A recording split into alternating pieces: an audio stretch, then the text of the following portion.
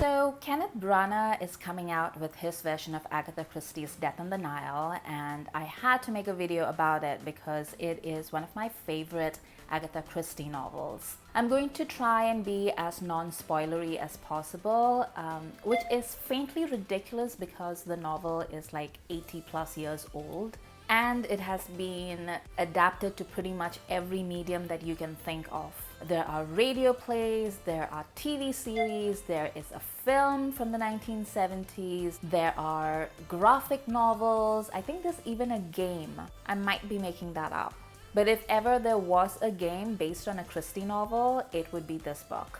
However, it's obvious that not everybody has read everything, no matter how famous, so I'm going to try and make it as non-spoilery as possible, especially because this is the second Branagh adaptation of a Christie novel. The first one was Murder on the Orient Express, which is again another favorite novel of mine. And he's been pretty faithful to the source material so far. And to be honest, that's what I expect from a Branagh project, you know, whether it's Cinderella or it's Thor or it's a Shakespeare movie. I mean, what even is that career? It is just so interesting to me to see the kind of projects that he takes up. But when I think of a Branagh movie, I always think of something that veers more towards the traditionalist rather than something innovative or groundbreaking. And that's fine. Like, I don't mean that as a slam or a criticism. We do need things that are more true to the source material to come about every so often. Not everything needs to be an innovation. There is a charm to watching something that hews close to the original vision, especially when it is something as beloved and famous and popular as Death on the Nile. Because obviously there must have been an inherent value and attraction to such properties for us to all fall in love with it. So it is satisfying to see something that is close to the original. That said, do I expect this movie to be a hot mess? 100%. I don't know how many of you watched Murder on the Orient Express when it came out, but Branagh's Belgian accent is a thing of beauty. If your idea of beauty is a demon from hell. Obviously, I enjoyed it very much, and I fully expect to enjoy this one as well. It seems like it has all the people that I want to watch on screen. It has fabulous clothes and the set design, and it's going to be in 1930s Egypt. And then Branagh is going to be hamming it up, so what's not to like?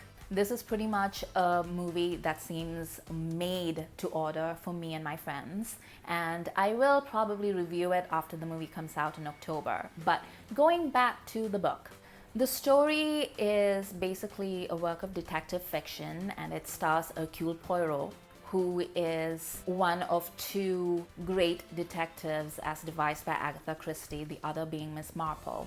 Poirot was the detective who was more successful, and Christie really made her reputation off his back, but I think she eventually came to loathe writing him. She thought that he was pompous and terrible, and she really didn't like him, which is hilarious to me because she wrote him. The way some people describe her reactions to him, it's as if he was a real person and then she was just jotting down his notes. She wasn't his stenographer, she was his creator. But Christie was a fairly complicated person. The novel is basically about what not to do if you are incredibly rich, beautiful, and a total bitch. It's the story of beautiful Lynette who falls in love with her best friend's fiancé and then is precisely that kind of special person who will not only steal her best friend's fiancé but will also go on her intended honeymoon. So her former best friend Jackie was in love with this guy who is completely useless, and even in the book and in other adaptations there's literally people going like, but why? Why do you want this guy? He literally has nothing to recommend him other than the fact that your best friend was in love with him. But Lynette insists on marrying him, and then they go on the honeymoon that Jackie had envisioned for herself. But she underestimates Jackie, who is not willing to give it up. And then the action moves to this river cruise on the Nile as they're floating down to see the sights. And there's a murder on board, and there is a cast of characters very true to the usual Christie milieu, which is a setup that Christie specialized in. A bunch of different people with very distinct characters who all have skeletons in their cupboard. And now it's up to Poirot to figure out who's the real murderer.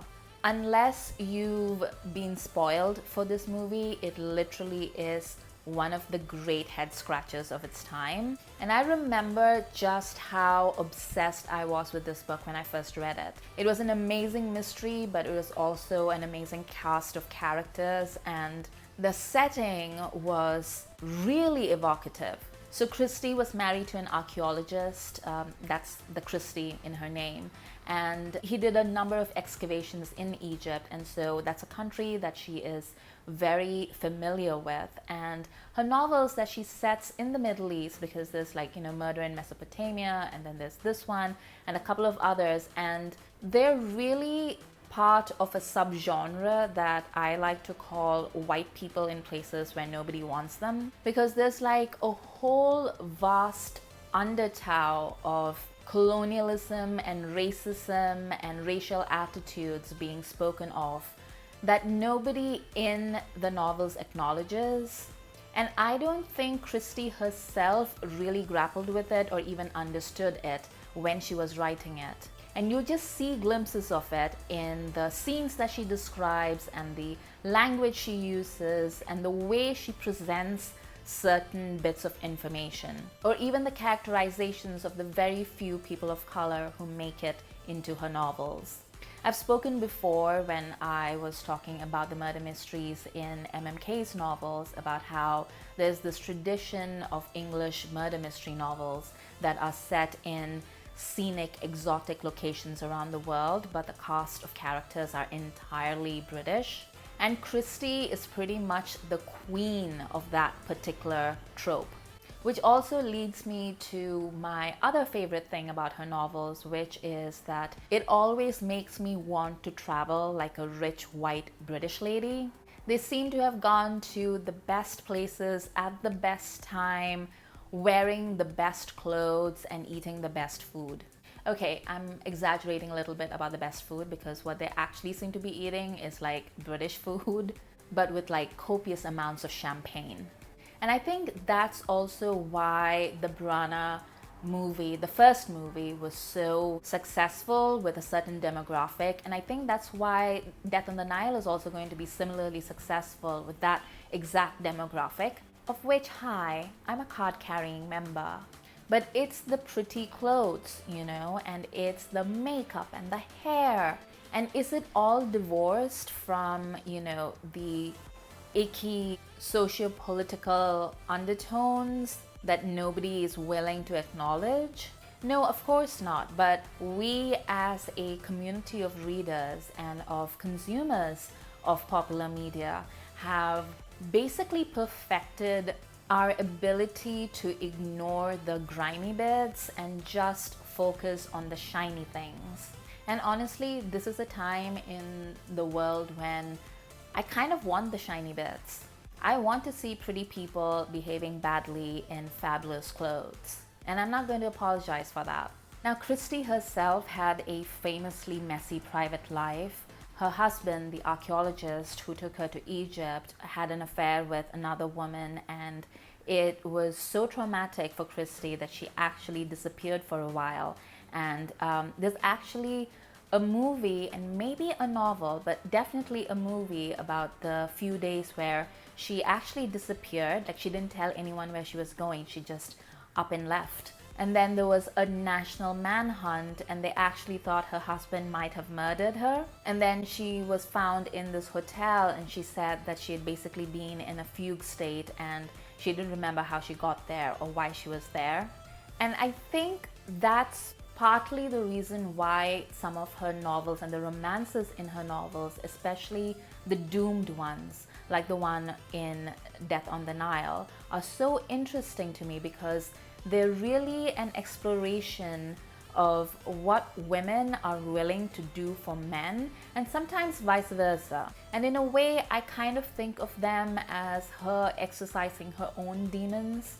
I mean, this is all speculation, but I'm going to guess that she kind of flirted with the idea of pulling a Gone Girl and framing her husband, and then she couldn't ultimately do it. But then with her books, she basically explored this idea of women and men, but particularly women, who would go that extra distance. And it never works out for them, and Papa Poirot is usually in the background, and sometimes Auntie Marple, but usually it's Papa Poirot who's standing behind them going. I'm also really interested to see how Branagh will deal with, or whether he will deal with at all, the idea of Cairo as it is presented in this novel, because like I said, this belongs to that period between the two world wars when the world was a completely different place. So when Christie writes about Cairo, and she writes about Baghdad, and she writes about like all these different places in the Middle East, the places that she's describing are pretty much unrecognizable to the modern reader. And you can choose to read that as an indictment of the various wars and politicking that has gone on in that place since the Second World War. But you can also use it to see what colonial life was like, because all these places have very strong colonial undertones. And the life that these people are leading is a very specific upper class colonial lifestyle. I was watching the David Suchet version, which if you haven't been watching the Poirot series, I don't even know what you've been doing with your life. They're some of my favorite adaptations. And this particular one, it's in the 9th series, and I think it's episode 3, and it stars Emily Blunt as Lynette, and she has blonde hair and she's fabulous as a bitchy heiress. But I was watching it, and it was so unapologetic about it being rich people porn, and that's really the case with a lot of Agatha Christie novels, especially Poirot novels, because he's a man who enjoys living life to its luxurious best.